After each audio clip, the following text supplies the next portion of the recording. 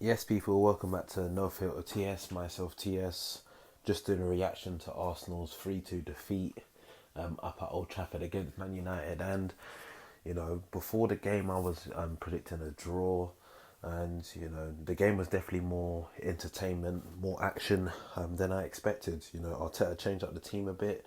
He kept Odegaard in there, started Aubameyang, brought Nenny into the midfield, and you know from the minute one, we kind of started on this high press thing.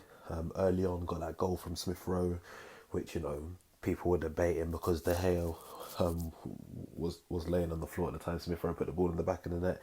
But you can see when Smith Rowe shot, he's not even looking to see what De Gea is doing. He just shot, and the referee's seen it all, blown the whistle after the ball's gone in. And when VAR's checked it, it's a United player. That's not De Gea over. Nothing to do with us. You know, and I think from that moment on, United were on it, and they, in a sense, they kind of wanted revenge. Obviously getting the equaliser just close before half time, and then yeah, they went 2-1 up shortly after half time, and I was thinking, this is it, we're done. And we bounced back quickly. It was a really good goal. Good ball from Partey out to Martinelli, who, put it into the box for Odegaard. And I'm thinking, Odegaard, you're finally gonna, you know, silence some of your critics. I'm a bit critical. I criticise him a bit. Fairly so, in my opinion. Got nothing against the guy. I don't know him. Got no agenda against any player.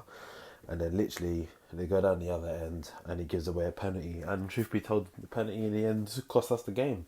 Some people will say, "Oh, maybe we should have got a penalty when Tommy Tomiyasu was being brought down by Maguire and all that sort of stuff." Cool. At the end of the day, the game's done now. That doesn't matter. Like, it's done. Aubameyang, in my opinion, was poor. That chance that was offside that he missed, it's like still, like, you got to put that away. Like, he's just missing everything.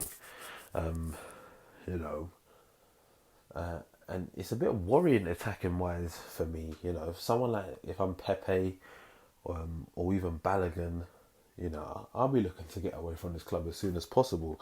You know, all the talk come out the last couple of days that Eddie Nketiah, he's turned down a new contract, and he wants to leave the club, etc., in hopes of first team football.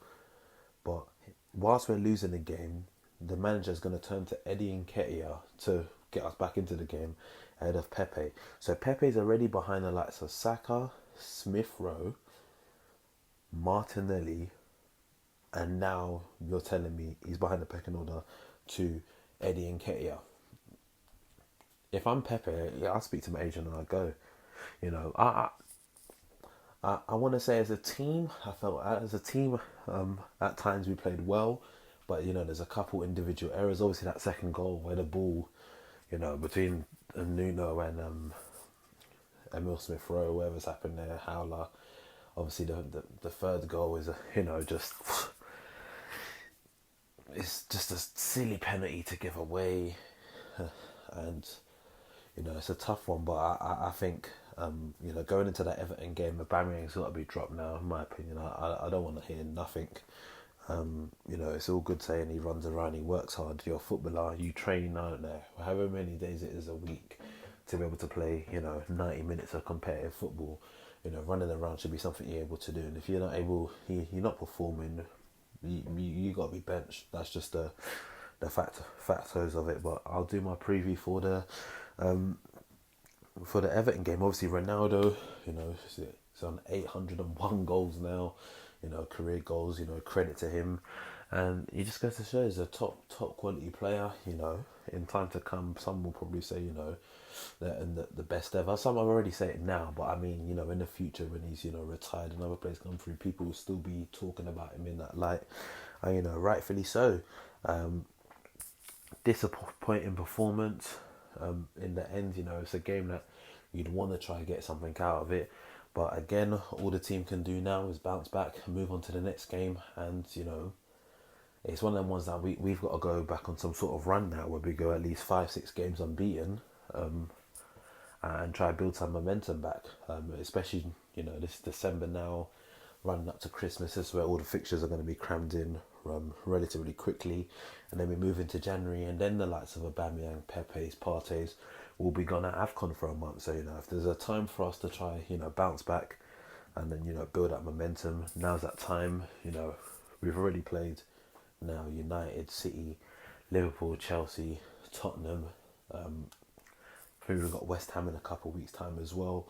So a lot of the teams around the top of the table we have played. For now, it's time for us to you know bounce back, build up ourselves, and try go back on another run. But it is what it is. I think changes will definitely need to be made in that for the next match against Everton. Like I said, I will do a preview for that. So yeah, if you haven't already done so, go hit that subscribe button now, and I'll catch you in the next one. Peace.